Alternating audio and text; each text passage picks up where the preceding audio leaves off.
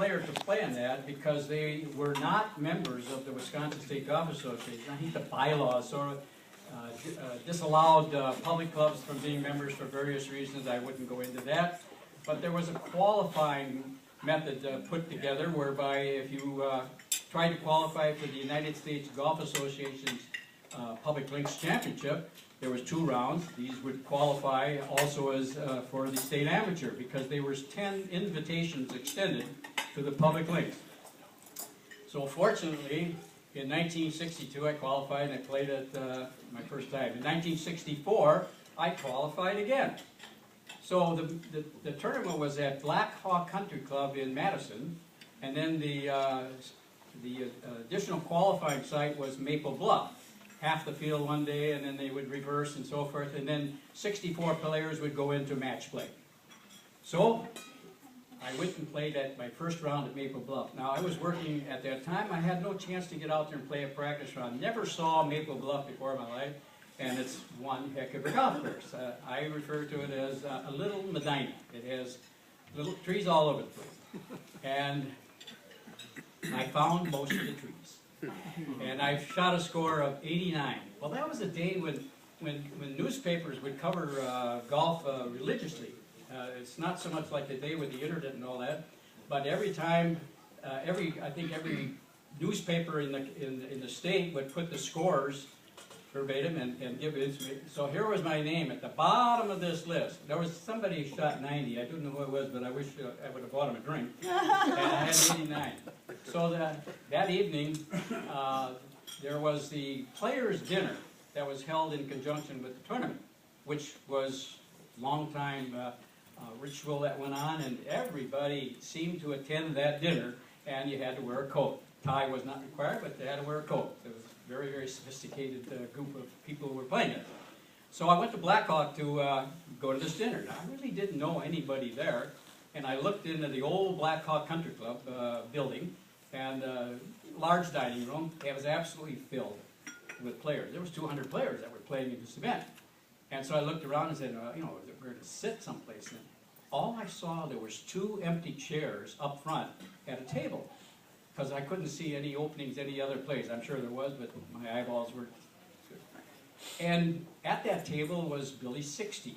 Well, I happen to know him because I would run down all the reports of the tournaments, the public tournaments. I'd put them in the newspaper. I'd go down to the Milwaukee Journal up on the 4th floor and go back to his desk and play it, and we would talk. And it became a close relationship with Billy 60. So when I came into this table in this room and I saw this table with these 2 chairs, I walked over there and asked Billy, you know, can I sit here? Oh, sure, come on, join us. Well, at that table was Ned Ellis, Lynn Lardner, Wilford Worley, Billy 60, and a gentleman from Racine, a Kavanaugh family, because Dick Kavanaugh, who was was deceased. And so now I sat there. And I know that Ned Ellis, I don't know if anybody knew him because I really didn't know him, but I certainly knew of him. And he leaned over to Billy 60 and said, who's this young whippersnapper that's sitting there next to us? And Billy said, well, that's Gene Hossey, the public. Okay. Oh, okay. Well, at that time, they all got up and made their presentations, and Lynn Lardner really impressed me very much as what he said. He later became very involved with the United States Golf Association. Not only was he a great player, but he became president of the United States Golf Association. As far as I know, I think he's the only person that ever been a president of the USGA. We were close a few years ago, but right now he was it. So that was the start of the Hall of Fame. So each year, this committee would meet, and they would decide, now who can we select this year for the Hall of Fame? At that time, there were conditions. And one of the conditions was you had to be a male. 2, you had to belong to to a private golf club. And so that left almost you could not be a professional, you had to be an amateur. And so that sort of left most of the great players in our state out of the picture. And so this went on for years, and they kept electing. If you look at the early history of who they were electing, I mean, goodness sakes, I mean, all of a sudden, they ran out of people. And so they started putting sports writers and so forth into the Hall of Fame because they really, under those conditions. In 1971, Jim Love was the president of the Wisconsin State Golf Association. He also belonged to, I believe, AAA Country Club. And he sort of said, you know, this really is a shame and a shambles as a Hall of Fame. We certainly have so many great golfers in history of the game, and we should certainly include them. So there was a study going on at that time to see how they were going to do it, to write up some rules and so forth, and then they went and selected people to be on the committee. I was selected to be on the committee because I represented the public links at the time. So I have been on every Hall of Fame committee board since 1975, Yay. Which was the first one that they had. And that first year, we elected these people: Manuel De La Torre, Francis Gallup, Johnny Revolta, and Joyce Siski Ballison. So there was a professionals that we caught up, and there was a female in there. Joyce was the first gal that was elected. And so it continued on, and the committee, the rules were the same rules today that were put into effect at that time. Probably, it says here, what's the basis of selection? And the basis is outstanding accomplishment in golf competition by a Wisconsin resident. 1. 2, significant and enduring contributions to the game of golf by a Wisconsin resident. That's it. Those are the 2 criteria to become elected to the Hall of Fame. Oh, one other thing. How old can you be to be in there? And so they struggled with that, and we sort of whiffle-waffled over the years, but we come up with the age of 40. So you must be 40 years old before you be, not necessarily considered, but elected to the Hall of Fame.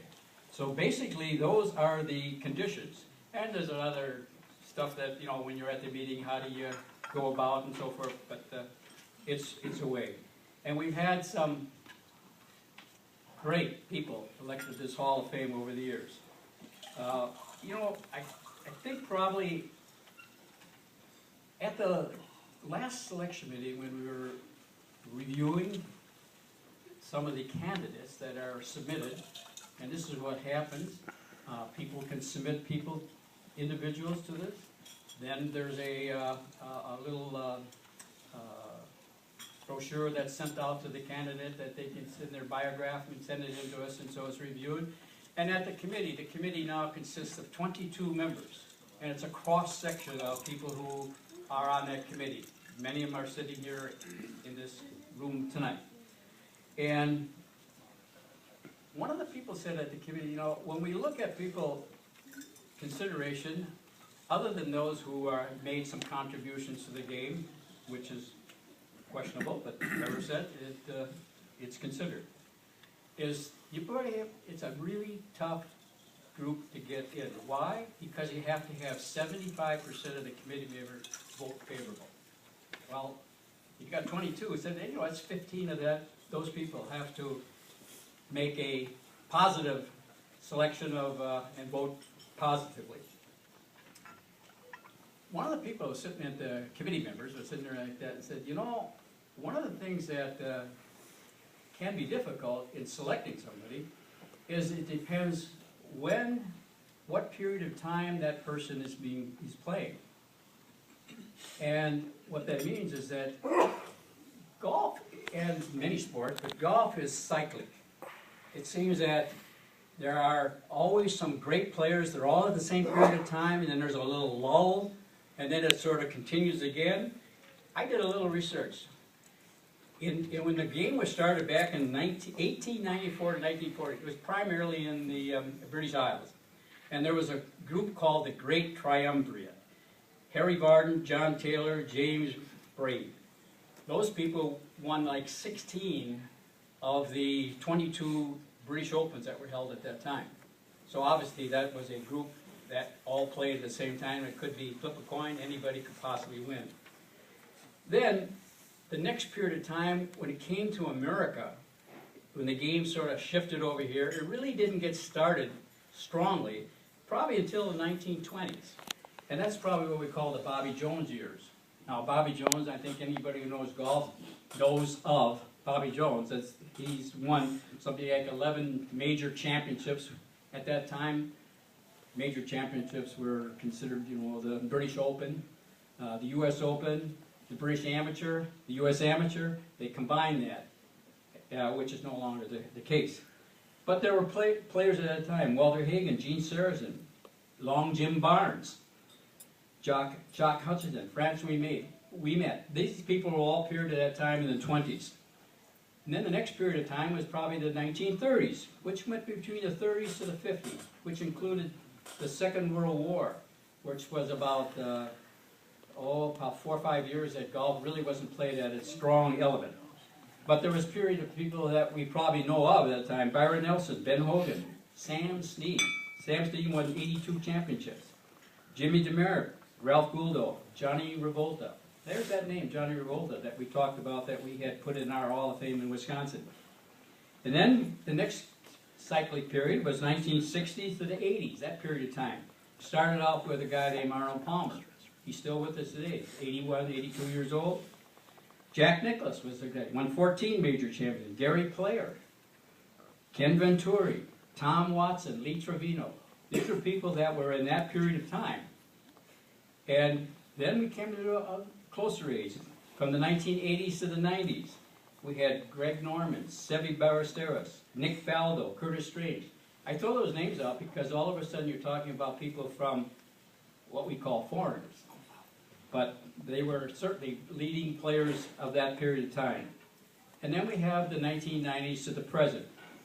And we have Tiger Woods, naturally, Ernie Els, Vijay Singh, and then the Europeans.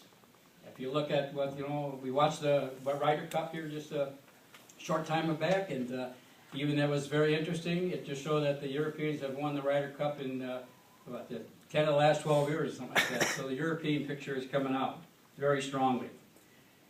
Even women's golf, which is, I did a study of women's golf in our state, and it is very interesting because it doesn't have a long history, but it does now.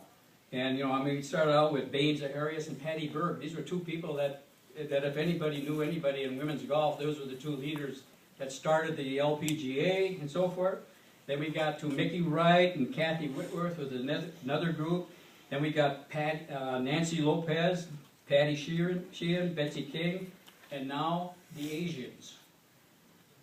Diane and I went to the Amateur Public Links Championship held at Erin Hills about 4 or 5 years ago. So we went up there and we sat and had lunch with the group, and there was like 3 tables there, and they were all people from Korea. I mean, they were really, really good players because they ended up winning the championship. So the element of golf is certainly, it's a global thing going on now. So what I'm getting at was cycling. And when we were talking about looking at somebody that we're honoring here this evening, he played with a group of people that probably as good as people in that period of time as we've ever had playing the game of golf. And there's Steve Stricker, Jerry Kelly, J.P. Hayes, Skip Kendall, Jim Schumann, Mark Bomowski, John Palin, Archie Dadian, Dick Sucher, Andy North. They're all played in a period of time when David played in there. So, you can't win them all. But there's a record. I did some research on David's records, and the only research I did was the ones he didn't win. And I'm not gonna read this to you because it's voluminous, but he can play. And you can't win them all. I don't know how many runner-up positions he had, but he probably leads the pack in being number 2 with that. So, to say, he can't be 1, be 2. Anyway, I'm just sort of proud to say that we have a very vibrant committee that has evaluated players over the years, and we've done a marvelous job. And right now, we're here to present somebody who we think meets the criteria that he was a unanimous selection by this committee. And I'm going to call upon Mike Stolz, our immediate past president of WSJ, to sort of go over his record of what he's done, his achievements, and so forth. So Mike, can I call on you?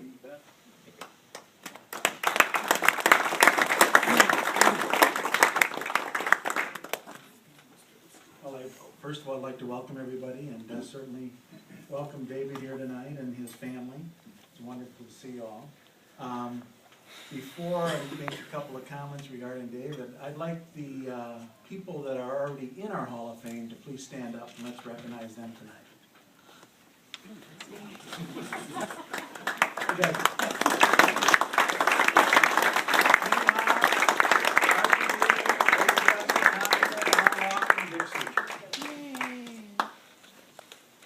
I figure if you've gotten into this club, you might as well be recognized tonight. It's a wonderful group to be with. You know, here in the state of Wisconsin, we are very proud.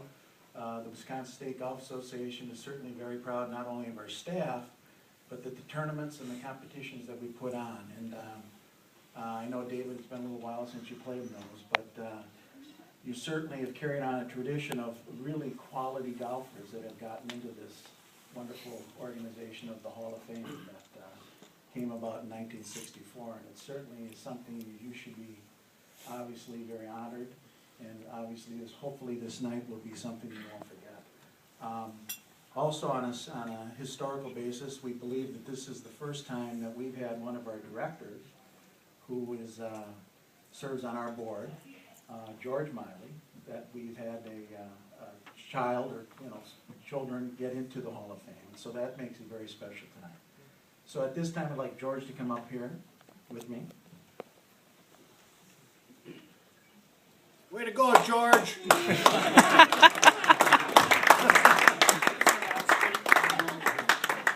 But just a couple comments about David. I think the one thing that stands out, when you're a player that is actually able to win championships, our state amateur and our state open and a number of other competitions from being very young in the teenage years at high school, had a wonderful college career at the University of Mississippi, went on and played professionally, and then came back here in the summers and certainly achieved a great deal of success winning our amateur and our open.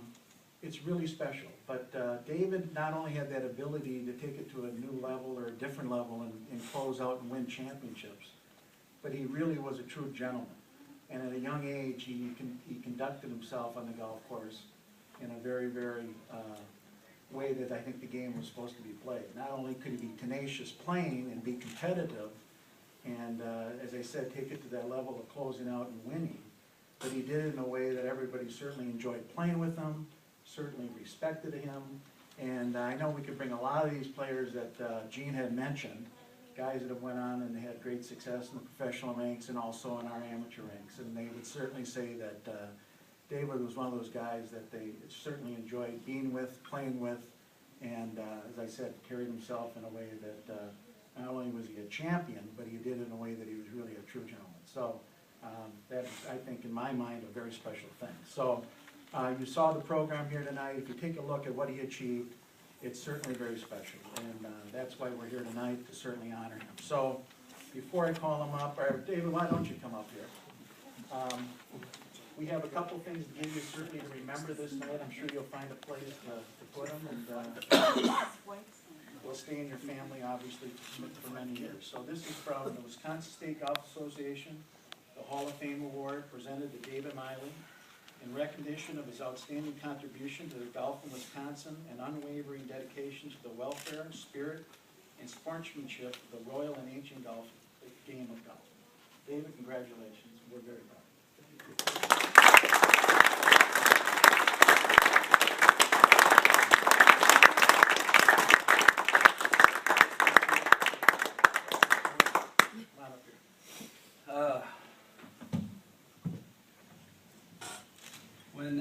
Excuse me, first of all, I'd like to thank everybody for coming. It's a very humbling and honorable moment for me and my family. And, when I got the call that this was a possibility, I was rather surprised, thinking of all those who you've just mentioned, the great players that we've seen on TV and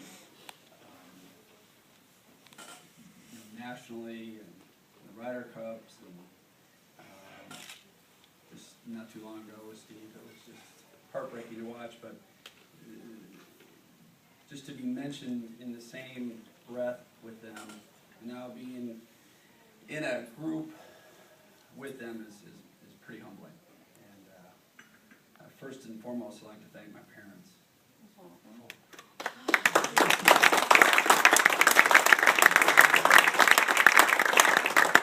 Now being a father, I realize the sacrifices that they put in front of them, and it's pretty amazing. Thank you very much.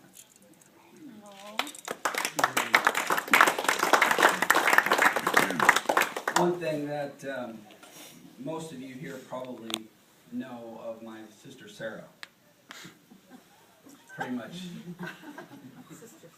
she pretty much dominated when she was playing. I'm a little biased there, but I do have 3 other sisters.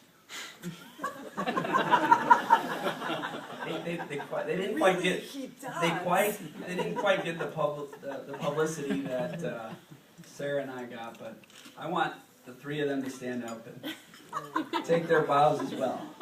Lori, Lisa, Hi. and Linda.